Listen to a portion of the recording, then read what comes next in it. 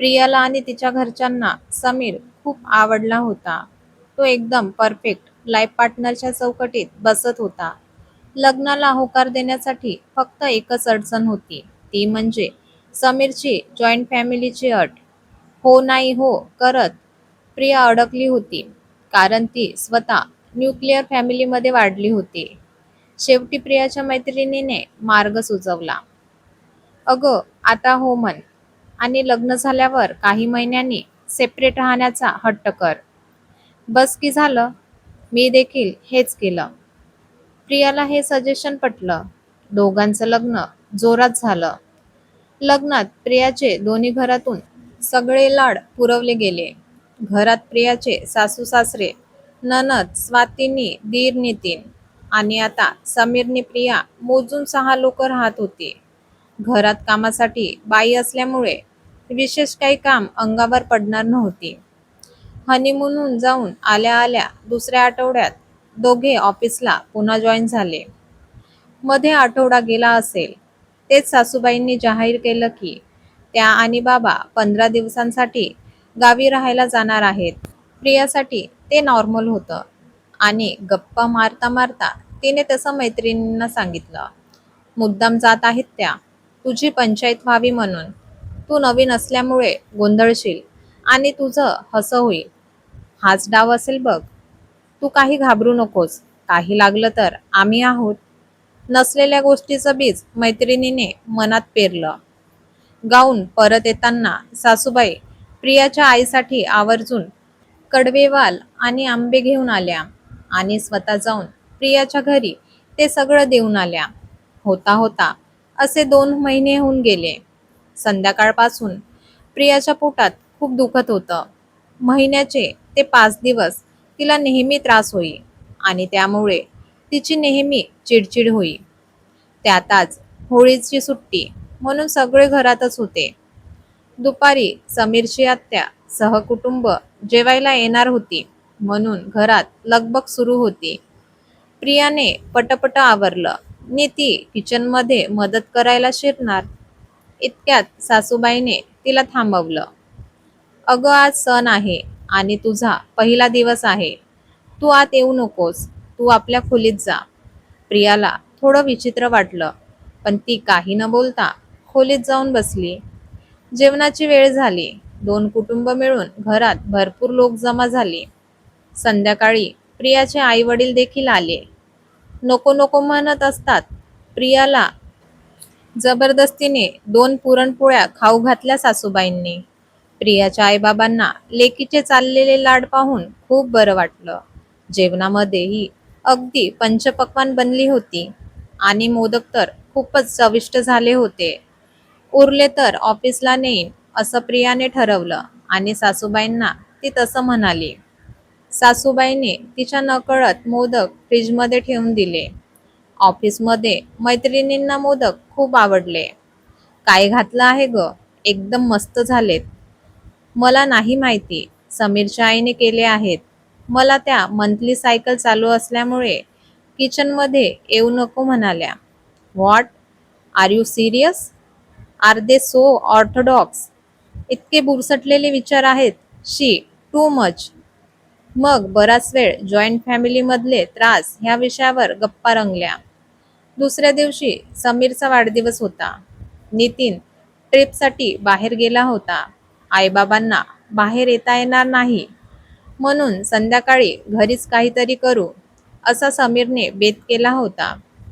पण स्वातीने हट्टाने संध्याकाळच्या 6च्या शोची 3 तिकीट बुक केली होती आणि मग डिनरसाठी तिघांचं बाहेर जायचं ठरलं. प्रियाने हा बेत मैत्रिणींना सांगितला. बहीण कशाला हवी आहे? कबाब में हड्डी. सांभाळून ग बाई. प्रिया काही बोलली नाही. ऑफिस सुटल्यावर समीर प्रियाला घेऊन स्वातीला थिएटरला भेटणार होता. शोची वेळ झाली तरी स्वातीचा काहीच पत्ता नव्हता. समीरने फोन लावला तर स्वातीने फोन कट केला. नि तिचा मेसेज आला की कॉलेजमध्ये सरांनी थांबवून घेतलं आहे. तिला उशीर होईल. ती त्यांना डिनरसाठी हॉटेलमध्ये भेटेल. दोघे पिक्चर बघून ठरलेल्या हॉटेलमध्ये गेले. स्वातीने टेबल आधीच बुक करून ठेवला होता, पण तिचा पत्ता नव्हता. तिचा फोनही लागत नव्हता. तिचा फक्त गोईंग होम इतकाच मेसेज होता.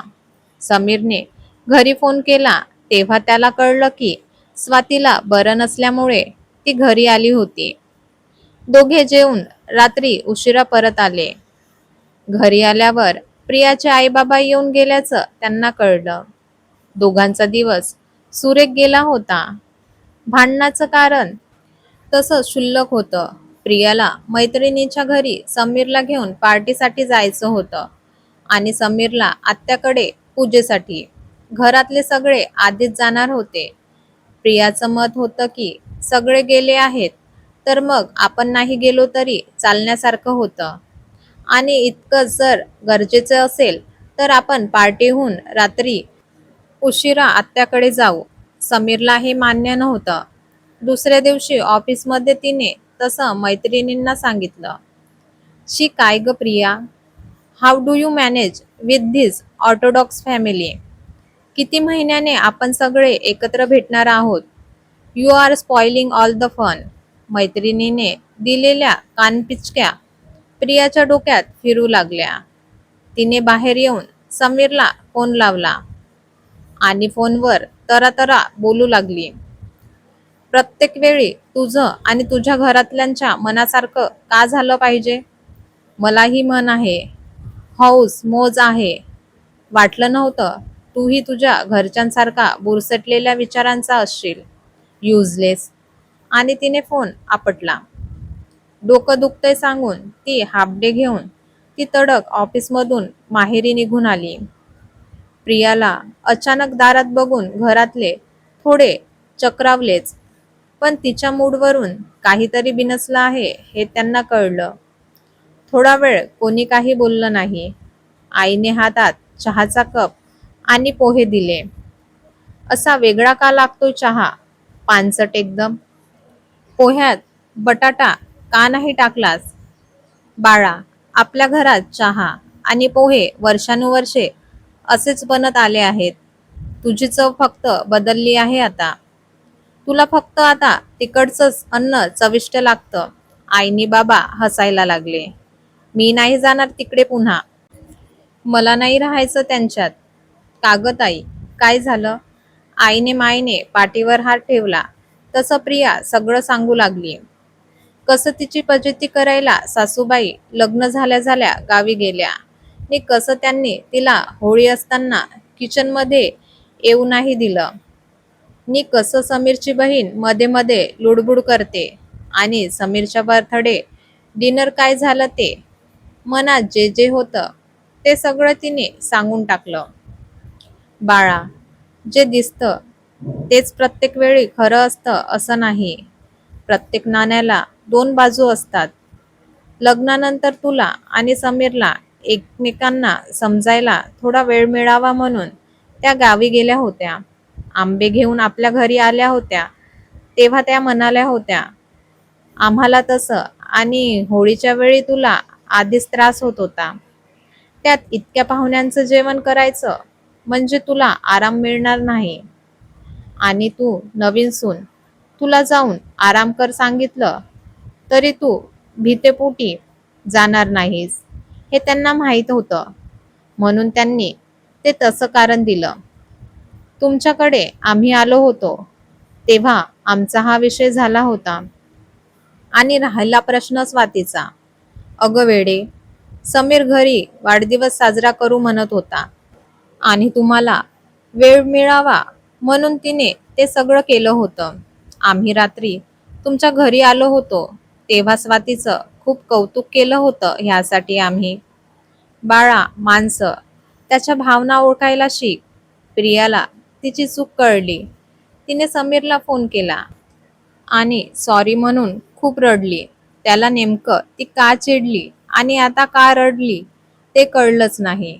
त्यांचं संध्याकाळी आत्याकडे जायचं ठरलं. आत्याकडे सगळ्यांनी नवीन सुनेकडे उखाणा घे असा हट्ट धरला. सासूबाईच्या रूपाने मिळाली आई नि नंदेच्या रूपाने बहीण. समीरचं नाव घेते, आशीर्वाद द्या, अशीच अखंड सौभाग्यवती राहीन. आत्याकडे घेतलेल्या ह्या उखाण्यात उद्यापासून समीर आणि प्रियाचा खरा संसार सुरू होणार हे सगळ्यांना जाणवलं. माणसं आणि नाते तोडणं खूप सोपं आहे, कठीण आहे ते त्यांना जोडणं आणि जपणं. सगळ्याच ह्या गोष्टी काही सांगून करायच्या नसतात, काही समजून आणि उमजून करायच्या असतात. ही कथा आवडल्या असल्यास लाईक करा, शेअर करा आणि सबस्क्राईब करा. धन्यवाद.